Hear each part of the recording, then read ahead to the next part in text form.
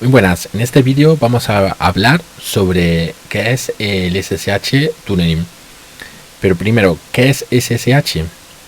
SSH 1.2.12 fue desarrollado por un programador finlandés que publicó su trabajo bajo una licencia libre. Pronto, el éxito de su programa lo llevó a patentar la marca registrada SSH y crear una empresa con fines comerciales. Las siguientes versiones dejaron de ser libres y se permitió su empleo únicamente para usos no comerciales. Los desarrolladores de OpenBSD se dieron cuenta de que su sistema operativo centrado en la criptografía y seguridad se quedaba cojo sin SSH. Además, las encuestas afirmaban que lo primero que la mayoría de los usuarios de OpenBSD añadía después de instalar el sistema era SSH. Con esta idea en la cabeza y bastantes buenas intenciones surgió el proyecto OpenSSH, cuyo principal objetivo consistió en desarrollar una implementación totalmente libre de SSH. Los primeros pasos de este proyecto estuvieron centrados en utilizar solamente código libre y portable, tanto así que pusieron especial empeño en evitar problemas con patentes y restricciones gubernamentales. La mayoría de los desarrolladores residían fuera de Estados Unidos, a excepción de Niels Provost, un alemán afincado en Michigan, que cruzó la frontera de Canadá para enviar su código desde una pequeña tienda local de informática en Ontario. No quería dejar nada a la ligera. Todos estos esfuerzos no fueron vistos con tan buenos ojos por el desarrollador inicial de SSH, que veía cómo su proyecto comercial se iba al traste. Después de varias demandas judiciales y muchas discusiones, OpenSSH pudo mantener el SSH en su nombre y seguir con el trabajo que estaban realizando. ¿Qué es un túnel SSH? Esta bonita historia no debe hacernos olvidar que OpenSSH, SSH en lo sucesivo para cortar, es una herramienta indispensable en la administración de sistemas. La mayoría de los protocolos que empleamos en nuestras comunicaciones están basados en diseños de hace casi 30 años, cuando la seguridad en redes telemáticas no era un problema. Telnet, FTP, POP3, protocolos de uso cotidiano, descuidan la seguridad y confidencialidad de los datos que envían. De nada sirve proteger nuestros servidores, implantar una buena política de contraseña y actualizar las versiones de nuestros demonios, si luego, cuando un usuario de POP3, por ejemplo, quiere ver su correo electrónico desde la universidad, envía su usuario y contraseña en texto plano por la red. Para evitar esto, tenemos dos alternativas: bien elegir protocolos que sean seguros o bien hacer seguros los protocolos inseguros. De las dos opciones, la segunda permite reutilizar muchos más clientes y servidores ya programados, ayuda a enmascarar la complejidad de la seguridad en la transmisión y a una solución siempre escalable. Por todo esto, vamos a ver cómo convertir nuestros protocolos tradicionales en protocolos seguros y qué tiene que ver SSH en todo ello. La idea en la que se basa este procedimiento es la de hacer un túnel por el cual viajarán los datos de manera segura, tunneling. El símil con la vida real está bastante bien escogido. Imaginemos que la tasa de mortalidad de los diferentes medios de transporte fueran equivalentes a la posibilidad de que la seguridad de nuestros datos sea violada y que el tren representase un canal seguro y el automóvil un canal inseguro. El túnel del Canal de la Mancha sería el ejemplo perfecto para ilustrar el concepto de tunneling. Cuando queremos viajar a través de él con nuestro coche, tenemos que subirnos a un vagón para coches y luego cruzar el túnel en tren. Hemos incrementado sensiblemente la seguridad del viaje, porque la probabilidad de un accidente de tren es muchísimo menor que la de un accidente de coche. Este mismo proceso es el que da la hora de establecer un túnel seguro en la comunicación entre cliente y servidor. En cada uno de los extremos del túnel están las aplicaciones estándar, un servicio POP3 estándar, nuestro cliente de correo electrónico, y la comunicación se asegura haciendo uso de toda la potencia criptográfica de SSH. Para ello tenemos que realizar un procedimiento similar al que supondría subir nuestro coche al tren, establecer mediante SSH un reenvío de los datos gracias a una técnica denominada port forwarding. SSH recoge los datos que el cliente quiere enviar y los reenvía por el túnel o canal seguro.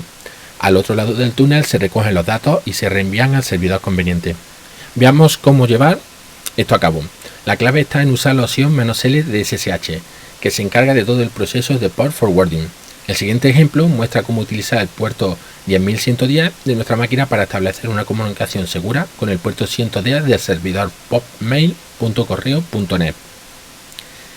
El símbolo del dólar obviamente no pertenece al comando, indica que lo ha realizado un usuario sin privilegio de root. Esto es un punto importante. Si queremos utilizar puertos privilegiados por debajo de 1024, deberemos tener privilegios de root, por lo menos en un sistema con una configuración normal, alejado del enfoque de seguridad de Windows 98 o similares. Si no disponemos de dichos privilegios, tendremos que optar por la alternativa de utilizar un puerto superior de 1000 a 1024. Como por ejemplo, una manera fácil de no liarse con esto es sumar 10.000 al número de puertos estándar. Así el 110 sería el 10.110 en nuestra máquina, el 10.080, el 80 o el 16.667, el 6.667. SSH da mucho más juego. Estas son algunas de las opciones que podremos incluir en nuestras configuraciones y script. Fuerza a utilizar la versión 1 o la versión 2 de SSH con "-f" minúscula. Pasa a segundo plano la ejecución de SSH. Esta opción implica además la opción "-n", en la que se impide leer de la entrada estándar. "-n" mayúscula impide ejecutar comandos remotos, muy útil cuando lo único que se desea es port forwarding. "-p" mayúscula permite usar un puerto no privilegiado para conexiones salientes, muy usado cuando estamos tras un router o firewall que no permite conexiones a puertos privilegiados.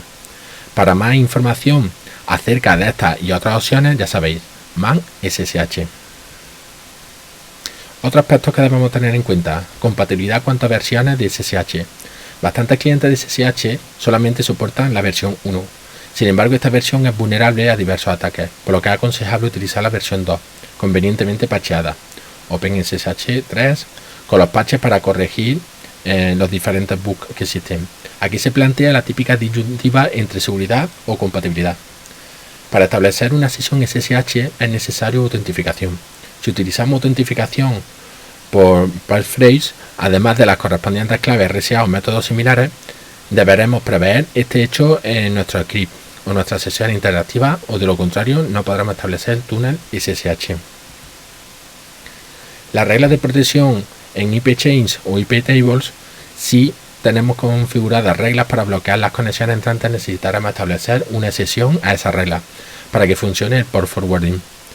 En local, con algo parecido a lo que coloco aquí, tendríais suficiente. Si vamos a utilizar puertos privilegiados en nuestra máquina local con privilegios de root, deberemos tener en cuenta que esos puertos no serán empleados para conexiones entrantes. Si, por ejemplo, queremos hacer port forwarding del puerto 110 para que nuestros usuarios puedan acceder de manera segura a su servidor de correo, deberemos tener cuidado ante un posible servidor POP3 escuchando el puerto 110 en nuestra máquina. Revisad vuestras configuraciones de los servicios que están escuchando puertos, y en especial el fichero /etc/inetd.conf. Si queremos establecer un túnel para una conexión y destruirlo cuando ésta termine, podemos usar la opción "-s" mayúscula para fijar un tiempo de espera o delay en el que se atenderán las conexiones SSH. Cuando ese tiempo expire, no se atenderán más conexiones y el comando finalizará cuando todas las conexiones hayan concluido.